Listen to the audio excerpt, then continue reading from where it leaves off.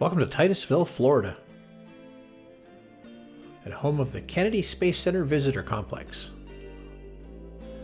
When you first come through the main gate at the Space Center, you're greeted by the Rocket Garden. The Rocket Garden consists of a dozen or so rockets from the Gemini, Redstone, and Mercury era, the early rockets that helped get the U.S. into outer space, along with a Saturn V rocket. In 1975, this style of rocket made the first international connection with a foreign spacecraft in orbit when they docked with a Russian Soyuz. A new addition as of lately is this United Launch Alliance Delta II rocket, one of the earlier private industry commercial launch rockets.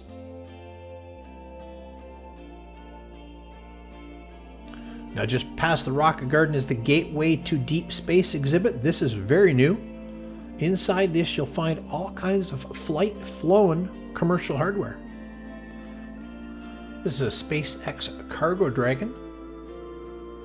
Definitely flight-flown, as you can tell by looking at it. Interesting enough, the texture on the outside of it, it's not a smooth metal. It almost looks like some sort of high-density foam.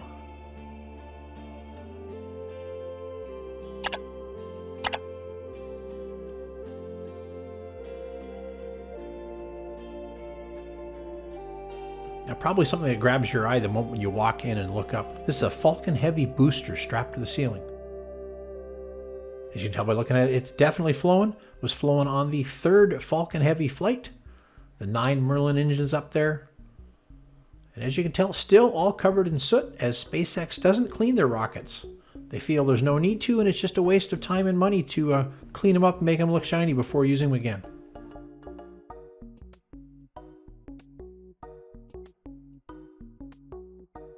Now, we scheduled the bus tour around the space complex, and I highly recommend you do that. It's the Artemis Tower up there ahead at pad 39 Bravo. Now, 39 Bravo is deep in history, with the first 5 Apollo missions launching from here, as well as 20+ shuttle flights. And most recently, the Artemis 1 mission in the Space Launch System departed here 18 months ago. Just south of 39 Bravo is, of course, 39 Alpha. It's where all the Apollo missions that actually landed on the moon departed from, as well as the remaining space shuttle. It's now where the Crew Dragon launches from, and it's the primary launch pad for SpaceX at Kennedy. Sitting on pad 39A this day is a Falcon Heavy. Back there in the distance on pad 40 is a Falcon 9. This is the SpaceX Starship Tower that's being built at Kennedy, for when they start launching Starship from Kennedy. Here's a close-up look at that Falcon Heavy ready to go. Inside the nose cone there is the X-37B spaceplane. That took off just at the beginning of the year, and the plan was we were going to see it launch when we got there. However, technical issues pushed that, and we missed a launch this time. So we drive past the vehicle assembly building. That's where all the Apollo rockets were assembled, the space shuttle, and now Artemis will be put together. Just outside the vehicle assembly building is the crew access arm from pad 39A. All the Apollo astronauts that stepped foot on the moon walked on this exact crew arm. And right here at the very end of it is the famous White Room, where final preparations are made before the astronauts board the spacecraft. Now, this is actually only half of the crew arm. The other half is on display on the second floor of the Visitor Center gift shop. It's actually kind of surreal walking across the crew arm. When you stop and think about it, every single human being in history who's ever stepped foot on another planetary body walked across this exact crew arm. After we finished the bus tour, we get dropped off at the Saturn V pavilion. And this is a real Saturn V rocket. This is not a mock-up. This was slated to be Apollo 18 and 19. As there are mixed components here. And up on the back of the rocket here, these are 5 real F1 engines. Now, these engines are an amazing 15 feet in diameter at their widest point. Here we're walking up alongside the first stage of the Saturn V rocket.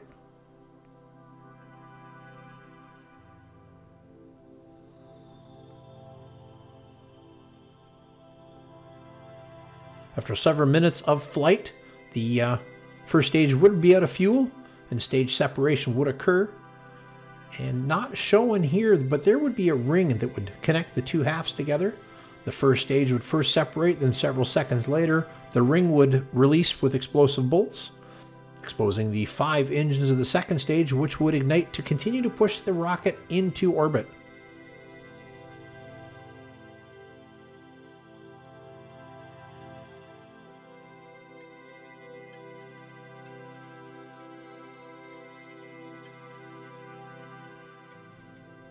Moving up to the third stage now.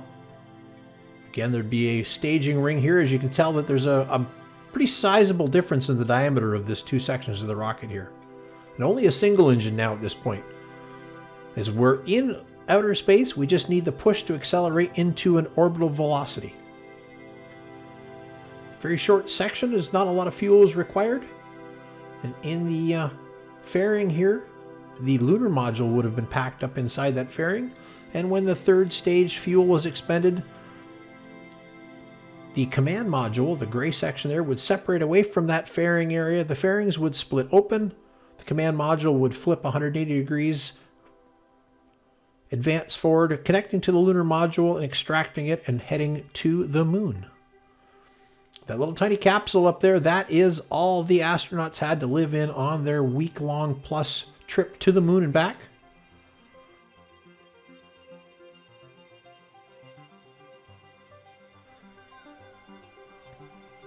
And right below the capsule, this is the lunar lander. As you can see, the lunar lander was a lot larger than the capsule, mostly because it had to carry the fuel to get to the moon and back. From what I understand, however, this is not a real lunar lander. This is a mock-up. As at the time that they scrubbed Apollo 18 and 19, the lunar module had not been built yet.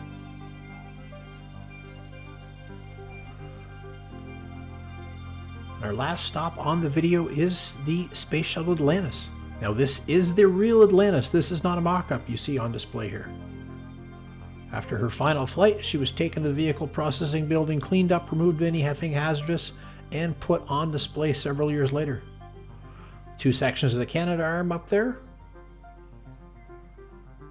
See the cargo bay doors are open, and the silver plates on top, those are actually radiators that then would extend up off the door after the door opened to help keep the crew module cool.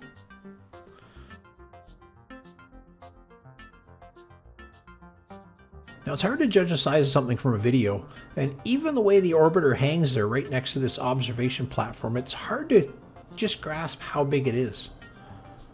To give you an idea, they say the cargo hold of the space shuttle holds the equivalent size of a regular school bus. So picture a big yellow school bus, and that's how big the cargo compartment alone was on the space shuttle. Something also interesting with the space shuttle, there is no exposed metal at all on the exterior, even the areas where they're not worried about heat from re-entry. The entire shuttle is covered with insulating mats. Here in the rear section, you can see the umbilical hookups for the ground services while it was on the launch pad.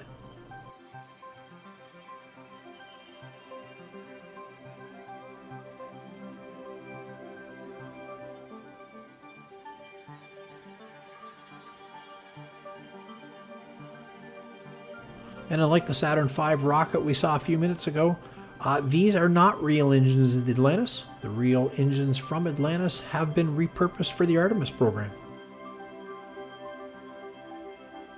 Heading down to the main floor of the pavilion, we get a look at the underbelly of the shuttle. See all the ceramic tiles used to dissipate heat during re-entry.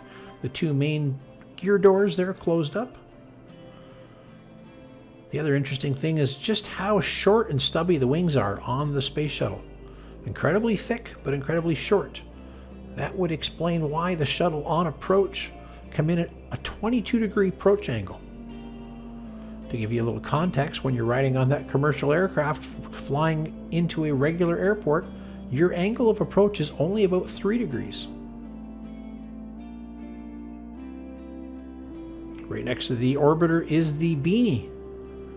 You ever remember watching the launches on TV? This was the beanie cap right at the top of the fuel tank that retracted back about 2 or 3 minutes before liftoff.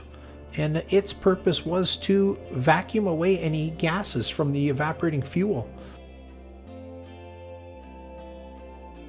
And of course, there's all kinds of interactive things to do at the Space Center.